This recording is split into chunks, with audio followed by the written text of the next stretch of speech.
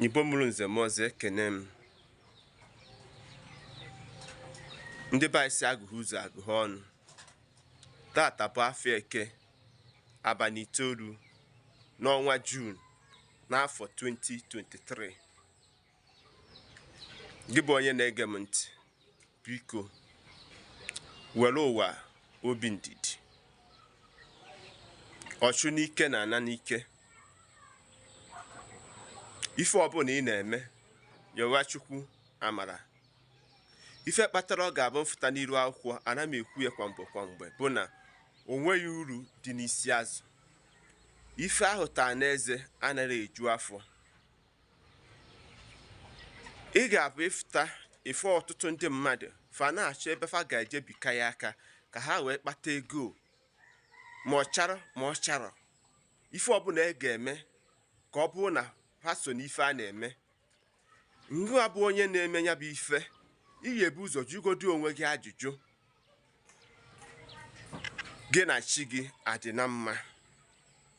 Maka ndị be anyị si na onye chi na nne na chi ya dị na mma, na ife ike na ifele anaghị eme ya.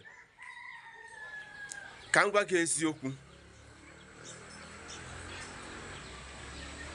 mmụọ anaghị enye ego. Ijefe abụ ife tena nya bụ ife a na-akpọ arụsị na ọgbara ọfụ a, mata burugbuo ife a na-akpọ ya bụ mmụọ. Ife mmụọ na-emerụ mmadụ bụ ka o nyere gị aka ka ife ị na-eme ka ọ gazie. Mana ọ bụkwa na isi m na mmụọ na-ebunye ego, ifete ha na bute mmụọ obunye gị ego, asị ka ị na-azụ ịma ụmụ eme gịnị, ahọrị onwe gị. Onye ka a na-ekwu na nwa ọkụkọ marị ọnụ n'ofe, o wezi ọkpa na abụ mee gịnị, tụbaga. Unu na-anya ife na-emenụ, unu afụ na ndị ntorobịa ya onye ọbụla chọziri ego mbute, asị na arụsị, onye ọbụla na-ebukwu nwa arụsị dị iche iche. Nwanne ka m gwa gị ọ bụrụ na arụsị na-enye ụdị ego ohu ị na-ekwu, ndị nna nna anyị fa ha na-abụ uche n'odegwu. Arụsị niile ị na-eji ebukwu nwokọta ka ị wee mee gịnị, ị wee bute ya ngwa ngwa. Nwanne m eyi atakata ọjị na nke ije, ya bụ ịtakata ọjị, ya bụ takata nzu, ikweta na ọ na-eme.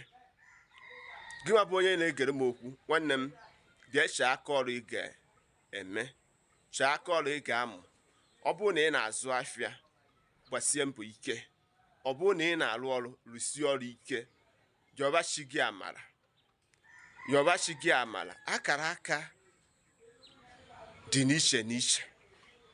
O nwere ndị ga-apụta ụlọ ụtụtụ, Chineke agọzie efe. Onwe ndị ga-apụta na mgbede, Chineke agọzie efe. Ọ bụrụ iwu na mmadụ niile ga-enwechi ụdị ego a na-enwe gị.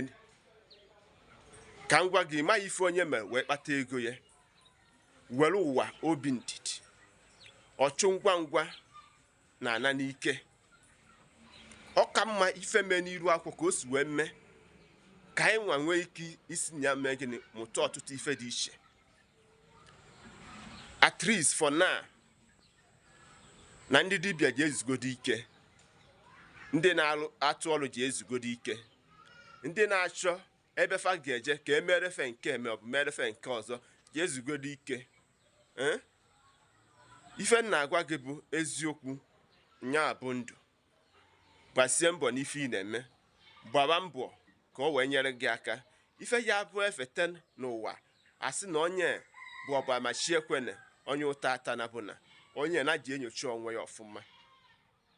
M na-agwa gị eziokwu, ndị be anyị mmekwu n'ọtụtụ okwu. Ọ bụ na ozi a masịrị gị, biko nyere aka tụsara ya ka ụmụ nwanne anyị si na ya wee mụta ife, ka e wee zọọ ndị mmadụ ndụ n'ala Igbo. Ọgwụsịa ka ọha n'onu. Chetakwa na abụ m onye nke unu, Maazi-UC. Ife m na-eme bụ nkụzi ọdịbendị, ọdịnala na omenala na nkwalite azụmahịa n'ala Igbo. Ọgwụsịa, soro na my YouTube page, tinyere m akara subscribe. Ndị nke m, ndewo.